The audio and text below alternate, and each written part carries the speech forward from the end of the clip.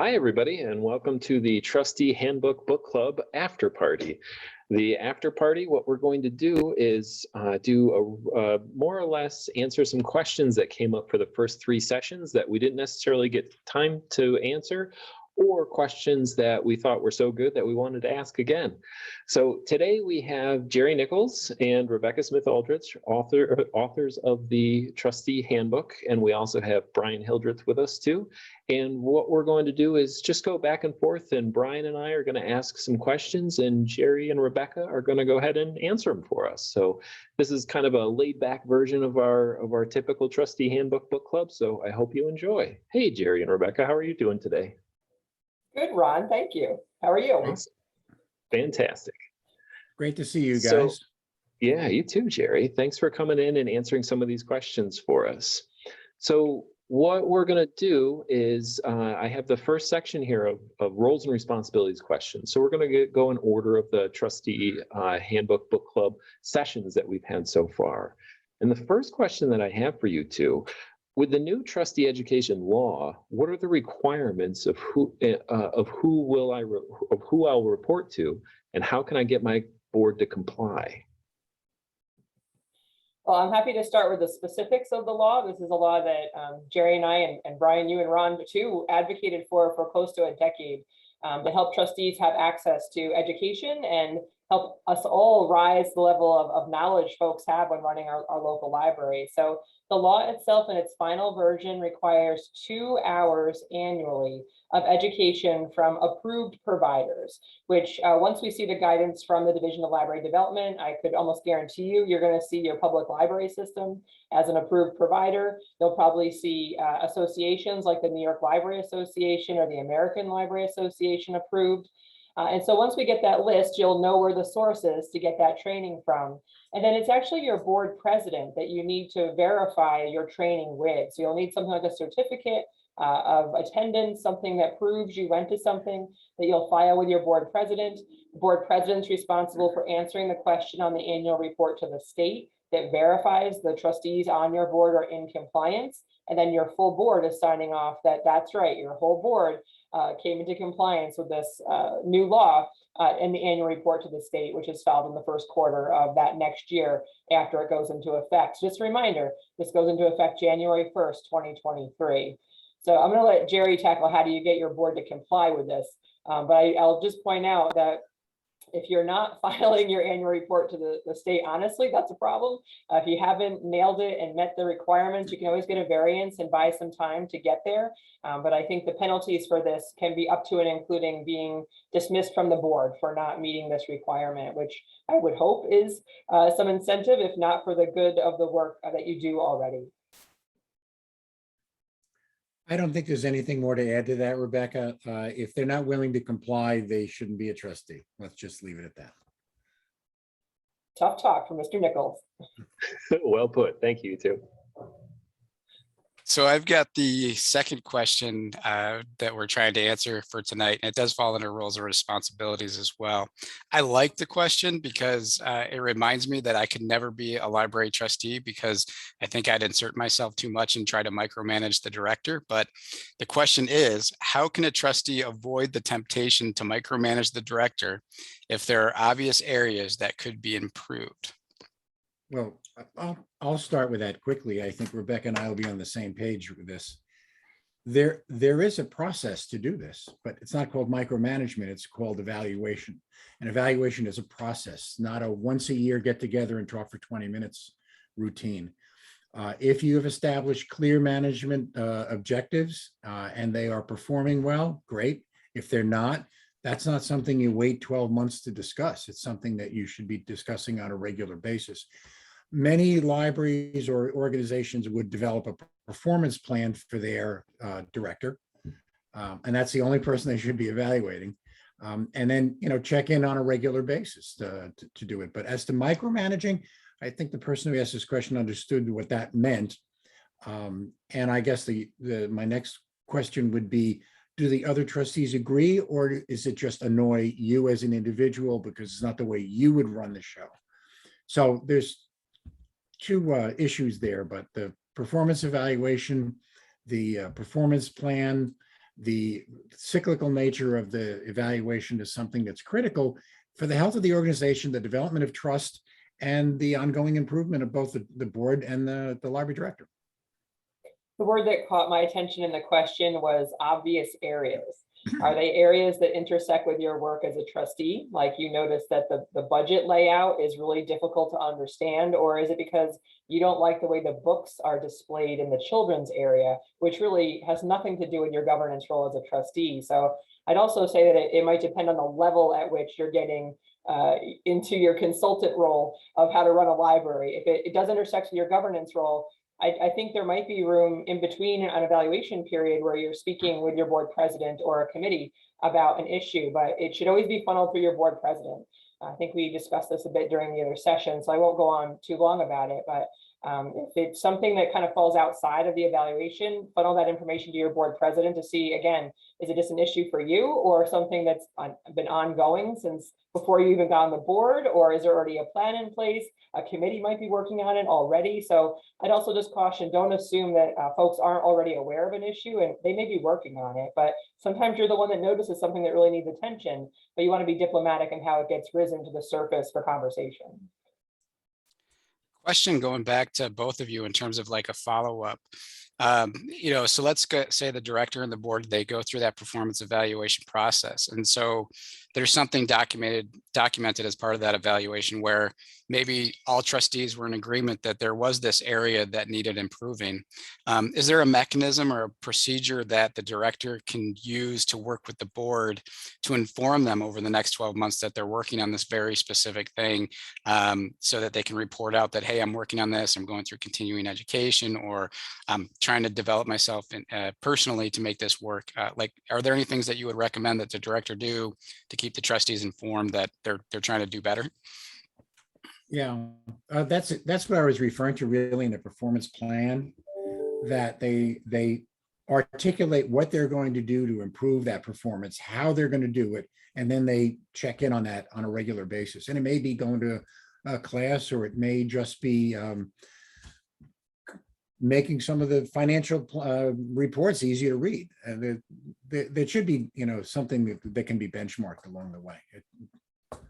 I'd say, and Brian, Ron, I'm looking at you too, because I know you coach, boards on this issue all the time, but the director's report should have some information in it about how they're making progress. They might want to report directly to the executive committee or the personnel committee as part of that performance plan. But trust me, a director wants to demonstrate they're doing work in that area and looking for feedback if it's going in a satisfactory direction or not. So I'd be surprised if you weren't seeing something in writing from your director or reports coming out of an executive or personnel committee report. Well put. All right. The next question we have is also about an excited board members. And this one is, and this is probably the reason that I wouldn't be able to be a trustee on a board, because I'm all about community interaction and asking what people are thinking. But is it appropriate for a trustee to go out to the community and ask what people are looking for in a library, or should this always be part of a larger initiative? Go ahead, you start.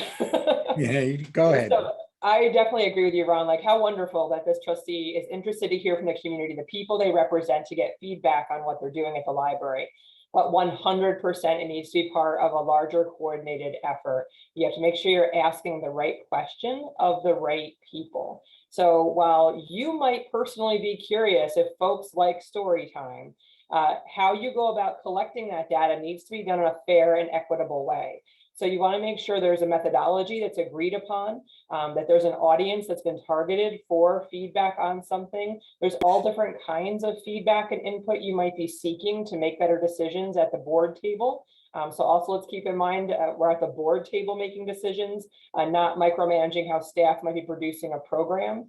So I definitely think it's important for trustees to hear from the community, but I do think it needs to be structured and thought through to make sure that we're doing it in a way that gets you solid data you can base decisions on, not just talking to a couple of people you might be friends with or the people you might be connected with on social media. It's just really not, I think, a fair way to gather input from the community, which has a lot of people in it that have opinions on something you might be doing. So I would say be careful with that one.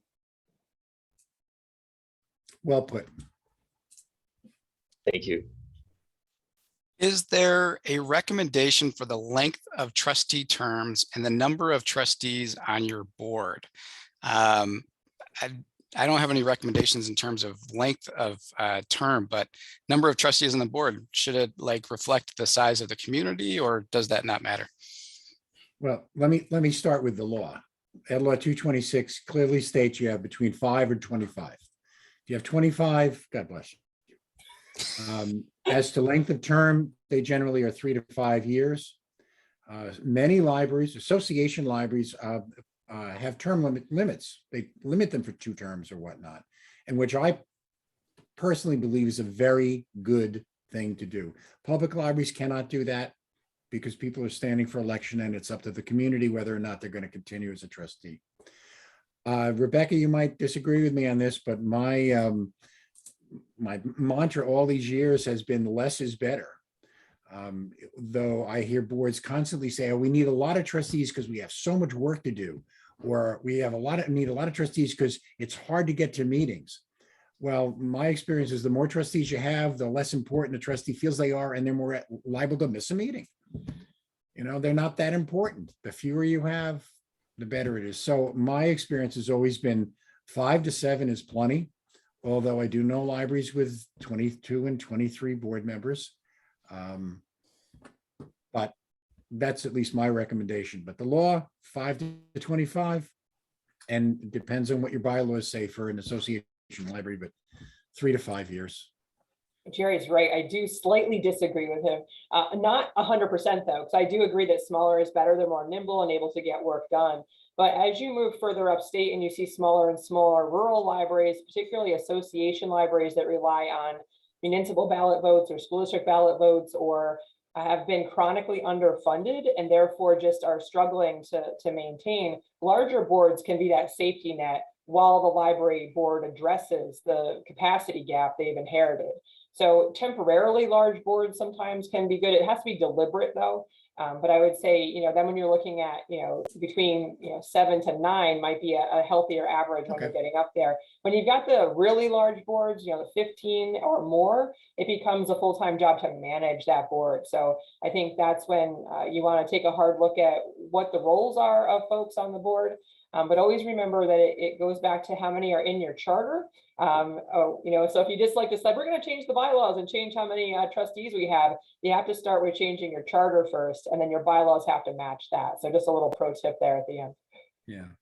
One quick addition for those libraries that have a lot of board members, the law does clearly allow you to create an executive committee of 5 members. It has to be 5 members, so you can conduct business without getting the whole gang together. Many large libraries like New York Public and those like that, they have an executive committee, of course. And if you have a large board, I would recommend you consider that. Rebecca brings up a good point. So the region that we work in, Southern Tier Library System, 46 out of 48 libraries are considered rural remote based on ALA standards. And some of those boards have larger trustees in numbers. And where we've noticed that it is advantageous to have that larger number of trustees is around strategic planning or funding campaigns. So as long as they're maintaining their responsibility to strictly govern, as opposed to like putting on the hat of like a friends group and going out there and telling people how to vote. But they are getting out there and informing community members that, this vote is important, or, they're hitting the streets and knocking on doors when it comes to strategic planning and really rolling up their sleeves and finding out what it is that their community members want through a very strategic and an engaged way. And so those larger boards are helpful for those smaller rural libraries. But I also am in agreement with you, once we get down to just the governing aspect of it, whether it's policy development or managing and working with the library director, it's those boards of 5 to 7 that seem to be the most healthy. Yeah, Brian, I think that's a really good point. But I think concurrent to that work, they've got to have a multi-year plan for sustainable funding. And once they get there, they might want to think about resizing that board. One last comment. One of the most successful small association libraries I know has strict term limitations. And every year when they're going for funding, they have a potluck supper for their 48 to 50 former trustees to come in, and they're not limited to campaigning for the library. In other words, they look at becoming a library trustee as joining a family, and you never leave it. All right, thanks for those ones. So this next question you had touched on in the first trustee handbook book club on roles and responsibilities, but if we could expand on it a little bit. So do trustees have responsibilities to only the library or the taxpayers in a community as well? So I think that's I'm glad we're talking about this one again, because I want to be really, really clear on it, because I think when we talked about the duties of a trustee, we talked about duty of loyalty to the institution. So you're loyal, right, to the library, but you're responsible to the taxpayers. So I think the balance, that was what we really stressed in the first session, was striking the balance between producing quality library service with respect to the taxpayer, but not allowing the fear of reprisal from taxpayers keep you from growing a library to the level it needs to be grown to meet the needs of your community. So basically not letting budget or fear dictate the size or scope of services, really looking at what the community needs and growing the library to get there. But again, doing so in conjunction with speaking with taxpayers, explaining what you're doing, justifying the amounts that are necessary to do this work. Never thinking they're like a piggy bank you're going to get money from, always with respect. I'd like Rebecca, I'd like to go back to the beginning on this one. If you are going to be a trustee of a library or of any institution, you should know what their mission is.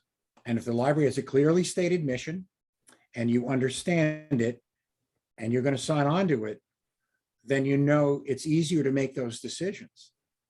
Your mission is not to represent one segment of the community. It's to represent the library. And if you don't believe in the library's mission, then volunteer somewhere else.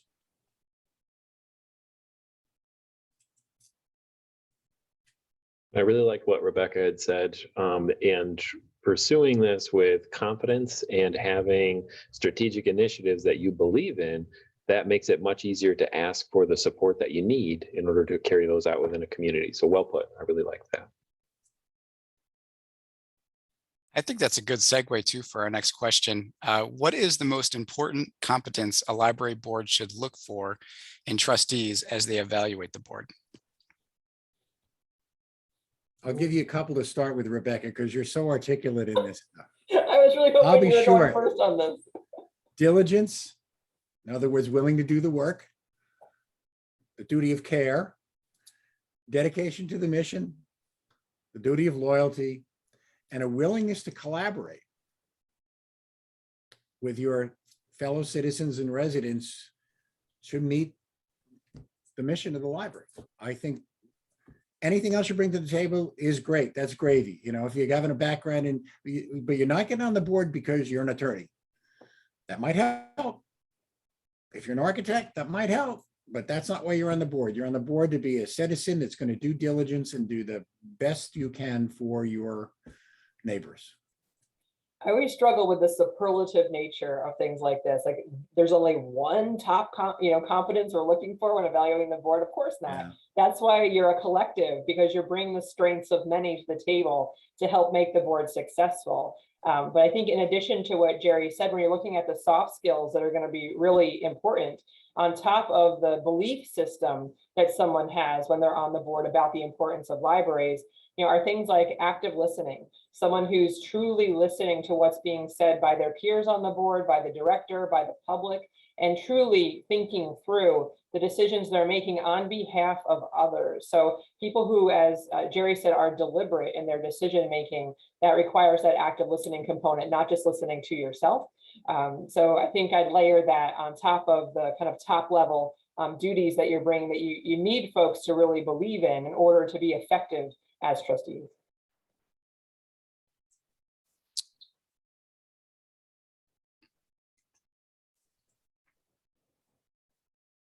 Okay, cool.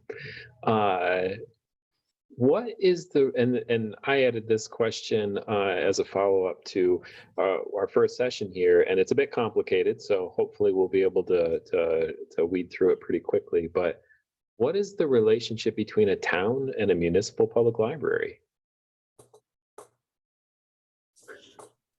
So when Jerry and I first started working together, when he invited me to participate in creating the next edition of the Trustee Handbook, this was the moment where we realized that I might actually bring some value to the process, because we recognized that how municipal libraries on Long Island were operating compared to municipal libraries in my area in the Hudson Valley of New York, it looked very different. So it really, it's a great question, because it can look different from municipality to municipality based on history, how things got started, who the players have been in each scenario. But at the end of the day, when you take a look at the actual structure of how a municipal library was formed, how the Office of the State Comptroller has ruled it should be governed and funded, there is a clear separation. So while you may sometimes think of a municipal public library like a quote unquote department of the municipality, that's not really true. Because while it might fall under the auspices of the municipality in such respects that the municipality appoints the board, appoints the trustees to the board, and they are budgeting for the library in many cases, sometimes in more and more, I would say increasingly in New York State, it's less likely you're just an item in the municipal budget, and you've had a public or a voter directed funding initiative where the taxpayers have decided how much they'll tax themselves for services from a municipal library. So there's only a few, I think, examples anymore in the state where the town exerts financial control to some degree over a municipal library in terms of how much you get. But what is very clear from the Office of State Comptroller is the board is still the ultimate authority of the library. So all of the comptroller opinions are very clear that the library board is still in control, just like the other three types of libraries. They're the ones tasked with making decisions. They're the ones tasked with hiring the director. They're the ones tasked with the ultimate authority of that library. Regardless of the fact they're political appointees who might feel divided loyalties, they are still the ultimate authority in that situation. So that was my maybe lame attempt at trying to be very concise in the description of a very complicated situation. But Jerry, I'm sure you'll be able to add some of those things I missed. You didn't miss much at all. I mean, the legal background is that they're independent, except they have to go to their municipality for money.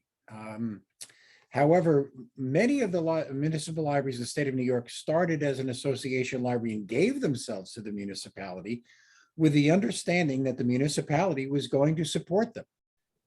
And that is the municipality has that responsibility under ed law to provide sufficient resources. That could be a building, it could be money. Hopefully it's both.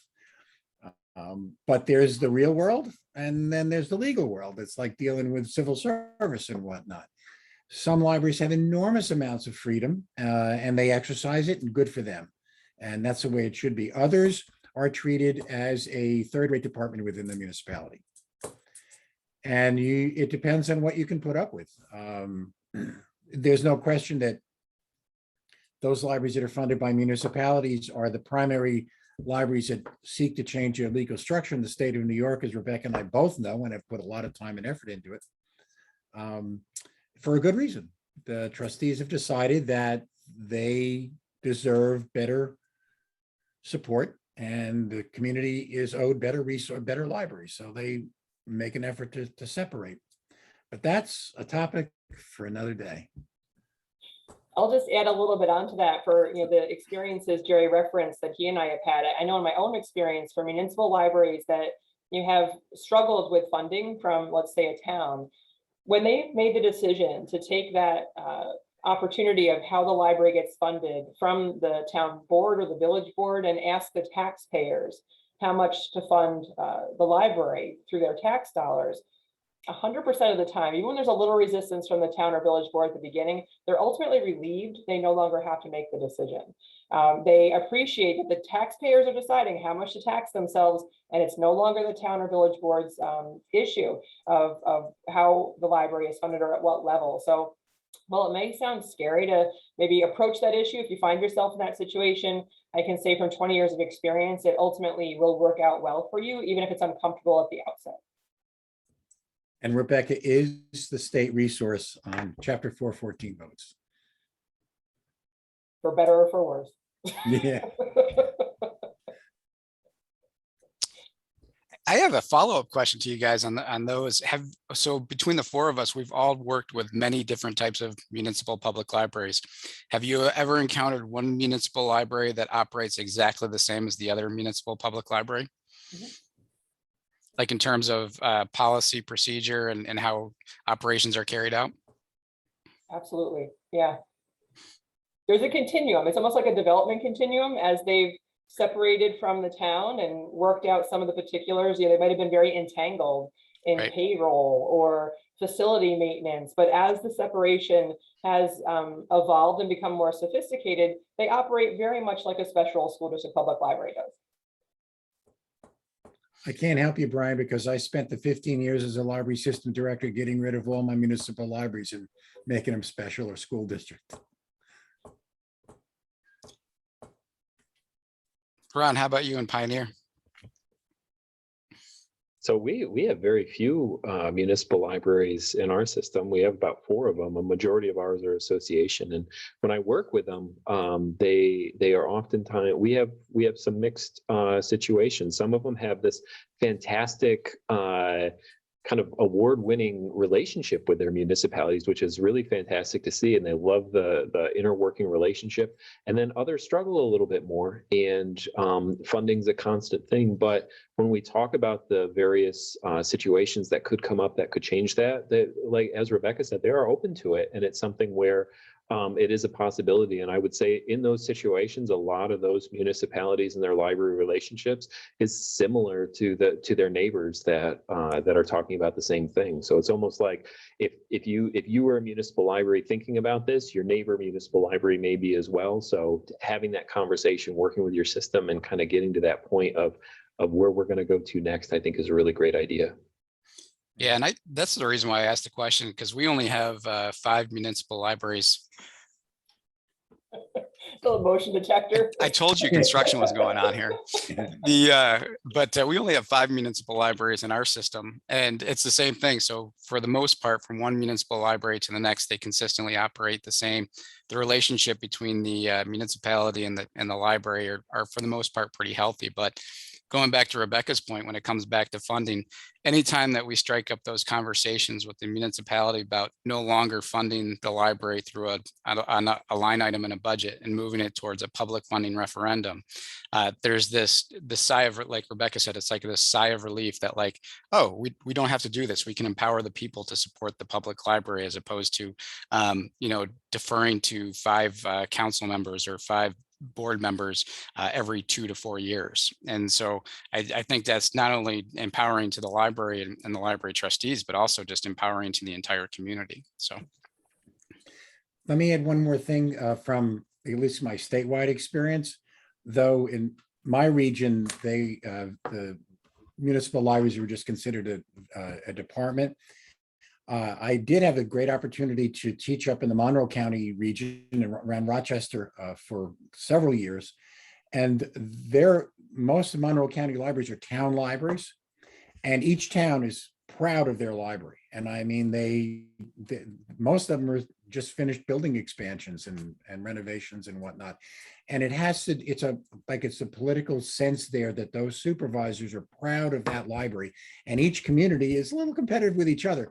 So there are some really very healthy models out there, which Rebecca, taught me when we first started working together on the handbook. Some of them really work okay if your municipality believes in the library.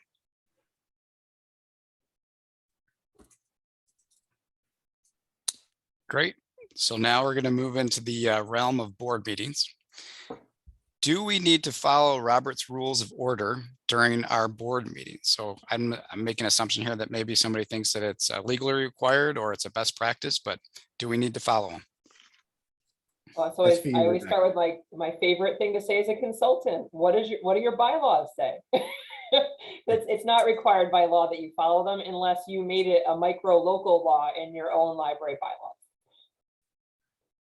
It's good practice. It helps out, right? If you do follow them, though, there are certain situations that they violate New York state law, such as quorums and whatnot. So you need, there's a higher authority, but Rebecca's right. This next one may be a real easy one to answer too. So in board meetings, can trustees have proxy votes if they're unable to attend a meeting? No, No. Easy, easy. moving right along. Okay, so we're moving right along. When you say emails are foilable, does that mean that our library emails can be used in public if someone requests them? Yes, Another easy one. Yes. we're gonna get through this workshop real quick tonight at this rate. I think you guys talked a little bit about this too, under board meetings, maybe not. We talk a lot, but is it a best practice? Knowing that, is there a best practice for the type of email account that a board member sets up? The library, no, the board member shouldn't set it up. The library should set up the library board members' emails, and that's what everybody uses for business. If not, you're gonna get foiled, and who knows what you're gonna send over with your personal email. So please, it's real easy, it's free, there's no excuse. So please, every library should have their own board email system. Yeah, and I'll add on to that. Not only is that true, it also should be a filter for you when thinking about what you're putting into email. As our friend Robert Schofield, the famous lawyer who has helped libraries for decades here in New York, always says, if you don't want it to be a headline in the local paper or the New York Times, don't put it in an email. So, always keeping in mind, whatever you put in that email could end up in the hands of anyone in that community or right in the newspaper. So being very judicious about what you put into that email account that your library hopefully has set up for you. But by the same token, if you happen to be a social media beast and you're a library trustee, that's fair game, folks. Be careful.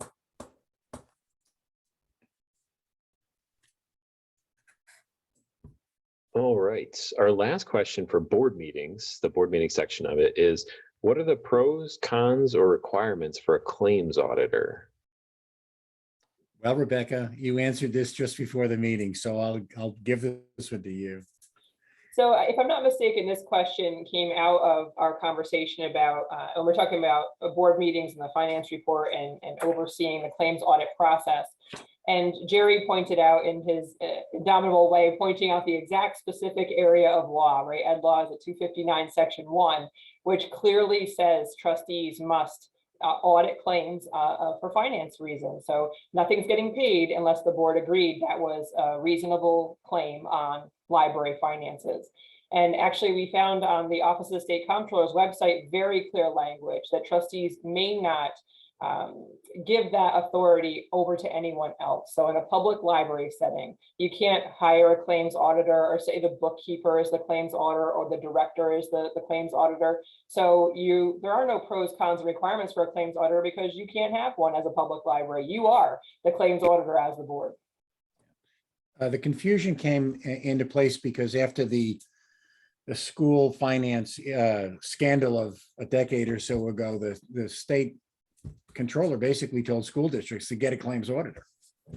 But they have millions of dollars a month that they're spending, and we don't.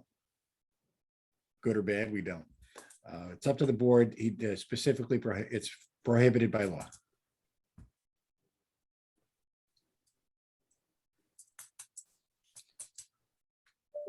So fortunately or unfortunately, we didn't spend a lot of time on board meetings, but now we're going to transition into personnel. I really like this next question. We spent a little bit of time on it when we talked personnel last week in our third installment. But the question is, what should be included in an employment agreement contract with a director other than salary and benefits? I'll start. Rebecca I have no question finish very articulately. Anyway, termination clause. How the board's going to get rid of the director or how the director is going to get out. An evaluation process, I believe, is critical to be in the contract or memorandum of understanding. This is aside from salaries and benefits. There should be an indemnification clause if the director is working on behalf of the library.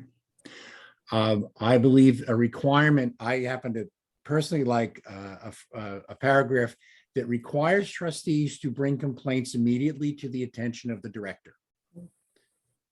That prevents storing them up for the annual evaluation process, but it also allows a director to do their job by knowing what issues there are and I don't mean wait for a board meeting when everyone's there. I mean, bring it right to your attention. There's other, there might be you should have some grievance process there, or at least relate to a grievance process. I'm sure you already have one as a library policy. But then there's any number of other things you could add. But I think those are a couple of the important ones that should be there. I'm deferring now to Rebecca if she has additional ideas. There's only two other things. I was looking at my list while you were talking, and one, you have to make it known clearly that the director is covered by the personnel policies of your organization, or Right. if there's some type of different policy they are operating under. So that needs to be clearly stated in the contract. And something that I commonly see, although I'm not sure if it's really necessary, particularly if your policies for all staff already cover it, are things that you're reimbursing the director for. Sometimes you're reimbursing them for their cell phone because you expect them to be available 24/7, or a dues to the professional association where they're getting their Right. own professional development from, or mileage to training that they're going to. So if it's not already specified in the personnel policies, which you're going to say if they're covered by or not, then you'll want to be specific about some of that stuff. So there's no hard feelings and no assumptions. Yeah, good point. And actually, I recall that sometimes you belong to a local organization like a Rotary or a Chamber of Commerce, and it's legal for them to pay your dues. That's in state law, by the way. So that's something you might want to add as well. I do know a number of library directors that have been wise enough to simply say that the contract states that they have been retained as the chief executive officer of that corporation. Make it clear, because that's indeed what they are. But a new trustee coming in, when they read that, it means something to them. What about public speaking engagements or anything? So as librarians and consultants, we get asked to go speak either outside of our service area or go meet with other folks. Do you think that should be something that's in there? And maybe it's already covered by library policy about, whether you can do that on library time or off library time, especially if you're being compensated off library time. If you're being compensated, you're absolutely correct. Great point. I mean, we've both got to brush bobble our heads, for goodness sakes. Yeah, got to be clear. If you're going to do consulting or get paid for something that's not directly for that, you need to have a process whereby you get permission for that, or what the rules are. I know when I was a system director, there's nothing I could get paid for if I was, within my system, of course. But outside, if it was to do an annual meeting at the Southern Tier Library System, at least my expenses were paid by the library system, and I let my board know that we're doing that. And I know Rebecca's got a similar, far more than I ever did, but she's got an international audience, so. But I think you should have a general personnel policy about outside employment in general for all staff. So it's really clear you're not getting paid by another organization on this organization's time without permission.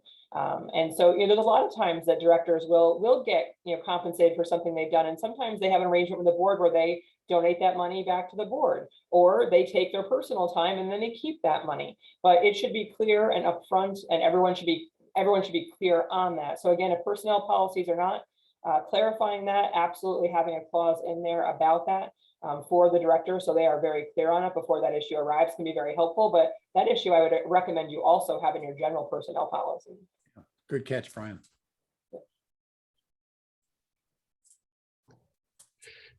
So I laughed at this next question because I just recently had my director evaluation, and this came up because one of my trustees she said, I think you do this, but I'm not totally sure. So how do you accurately evaluate the director without a day-to-day knowledge of the operations of either what they're doing or of the overall organization?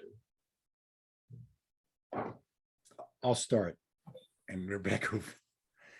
Well, I like to think you're not evaluating the director. I'd like to think you're evaluating the organization and how well it is operating under the direction of your chief administrator. So if you have clearly stated goals, a management by objective that you have decided on cooperatively at the beginning of the year, you have a scorecard. And of course, that's something that the director should keep you informed of every month at your board meetings, where we're going with each of these initiatives or each of these areas of concern. And that's what you evaluate them on. You're not necessarily evaluating them on whether their shoes are shined, although these days half the people are wearing sneakers, it seems. The concept of the day-to-day knowledge, that we're trying to get trustees not to be concerned about the day-to-day operation a little bit. And I'll use an analogy that's been used a million times about making legislation.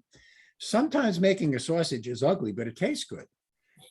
So maybe you don't want to see everything going into if it gets to be a problem, you have a process where it'll rise to the top. But I think you're looking at the big picture. How's the institution doing? What does the community look at? That's what you're evaluating, not the minutia of the day-to-day operation of whether they were, a little rough on a staff member who came in to work late for the fourth time that week. I agree. I think the scrutiny needs to be a level up, basically. Is your plan being brought to life? Is your budget being followed? Are the policies being respected? These are all things you have a front row seat to as a trustee, and you can clearly judge against.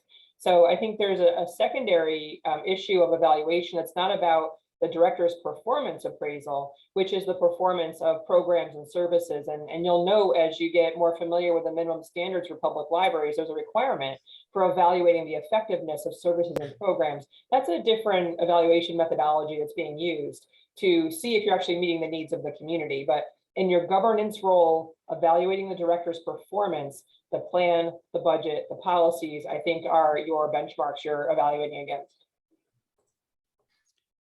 I think Jerry touched upon this in a couple of the workshops that I've participated in with him. Is he says at the end of the day, trustees just want to be able to sleep well at night. And I think that's a great place to start for knowing whether or not your director is doing a good job at that higher level. I mean, if you're not hearing from community members and staff in terms of complaints about the director, and quite the opposite, if you're hearing some praise from the community and not many complaints, and staff at the very least are being quiet and not sharing any complaints whatsoever, that's a good place to start. And, I think going back to the evaluation process, as part of that evaluation process, you're setting goals for the upcoming year. And so as the director's updating the board on how you're seeing through on those goals, and some of them should probably tie back to your plan of service or your strategic plan. I think that's a great way to know that all the stuff on the day-to-day are being taken care of, because all that transformational work is happening. Because none of that transformational work happens if the director's fumbling on the transactional stuff. So whether that's, evaluating employees who are coming in late, or, just making certain policies being carried out. But it's that transactional stuff is being done really well, as long as the director is really hitting those marks on the transformational work, and trustees are sleeping really well. Got a good memory, Brian. I had a good teacher.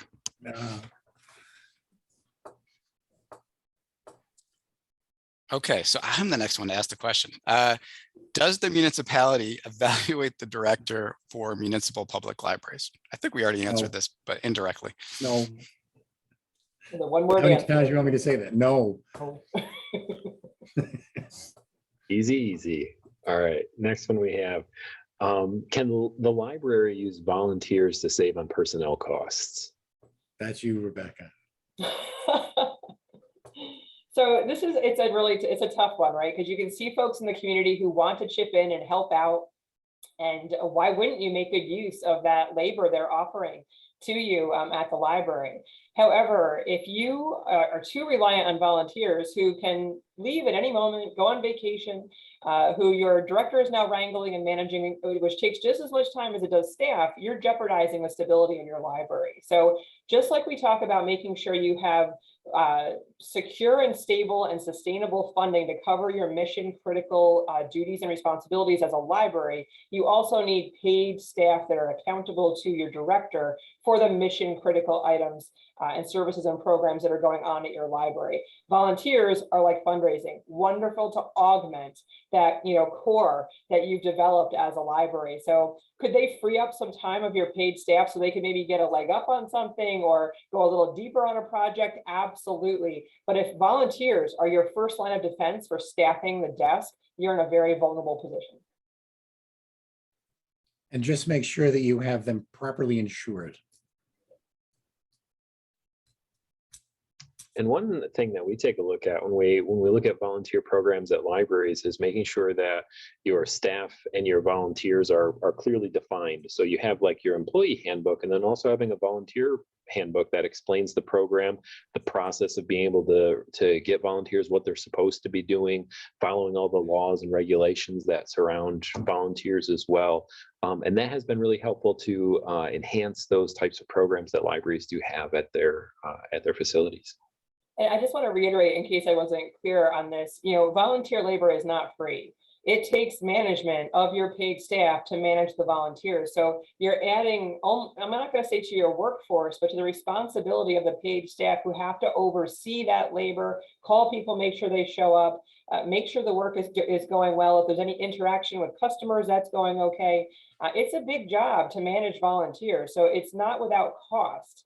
So when you think about saving money, you have to factor that into your equation.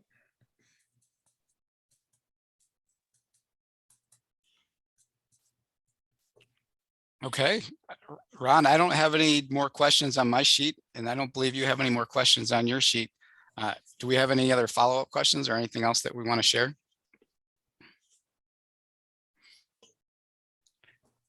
If not, Rebecca, Jerry, do you have any final comments you'd like to leave us with before we leave here today? I'll just quickly thank all of you. It's a real pleasure to work with you. And Rebecca, this was a great idea. I give you the credit for that. And thank you for inviting all of us on board.